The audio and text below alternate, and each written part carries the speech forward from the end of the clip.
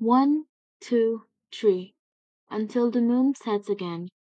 There, Remedios waits, in the secret place where she meets her beloved, Goyo.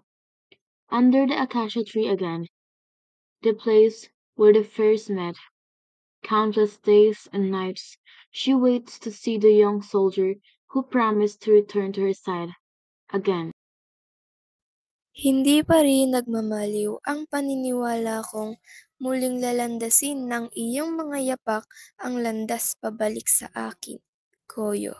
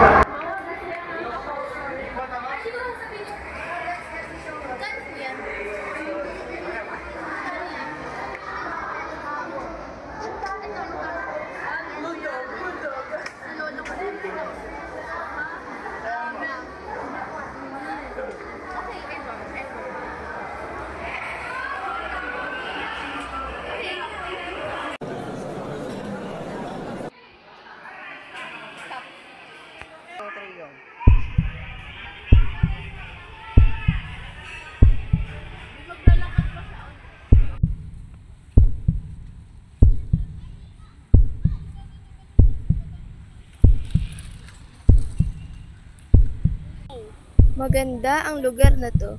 Paborito ko rin to tuwing gusto kong tumakas sa dami ng tao.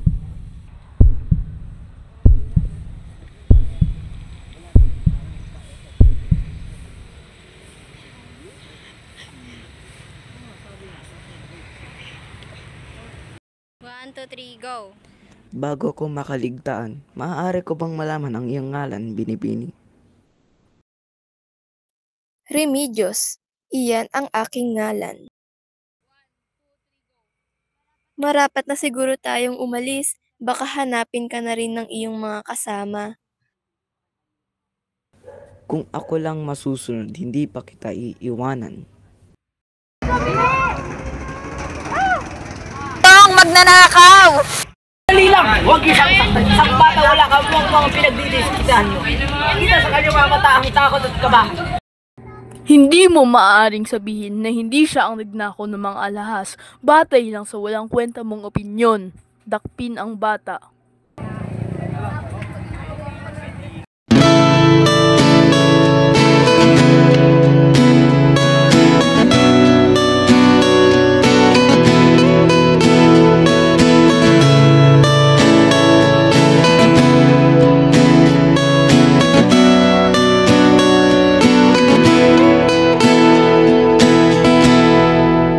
Naalala ko pa nung nililigawan pa lamang kita dadalaw tuwing gabi. Masilayan lamang ang iyong mga ngiti at ika'y sasabihan bukas ng alas 7 sa dating tagpuan. Buo ang araw ko, marinig ko lang ang mga himig mo. Hindi ko man alam kung nasan ka. Wala man tayong komunikasyon. Maghihintay sa'yo buong magdamag dahil ikaw ang buhay ko.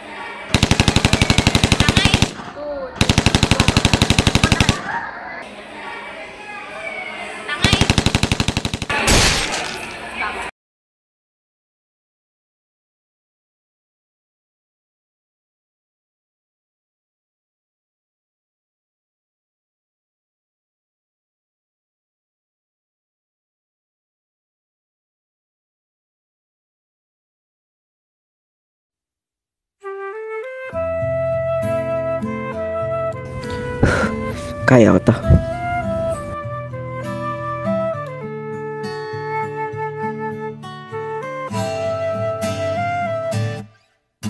Tungalay kong arana para sa dalagang walang kasing ganda. Amoy roses ang nalimuyak kung nanaisin ng tadhanang mapalin lang.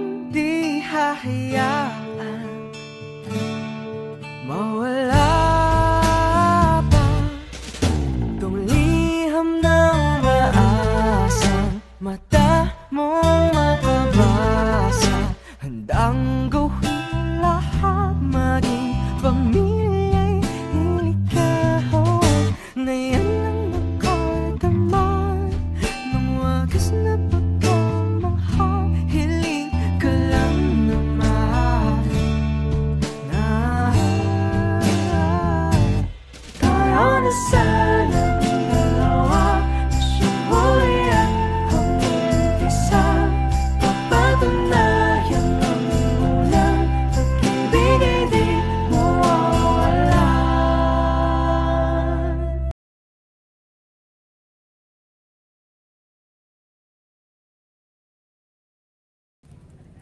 Ano dapat ko unahin?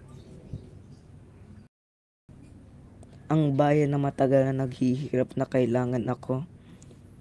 O ang babaeng natutunan kong mahalin ng higit pa sa sarili ko?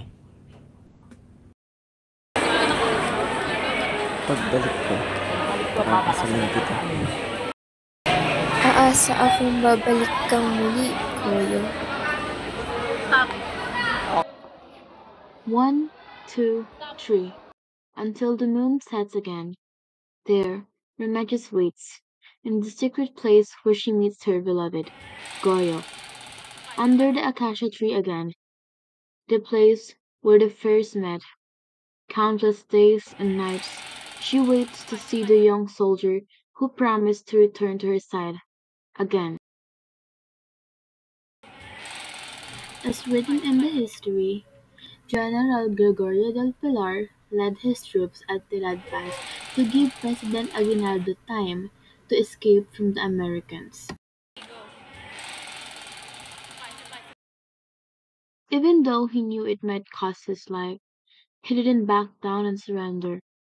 He bravely faced the fight, carrying his love for the country. But deep inside, he was also afraid that he might never come back to Remedios.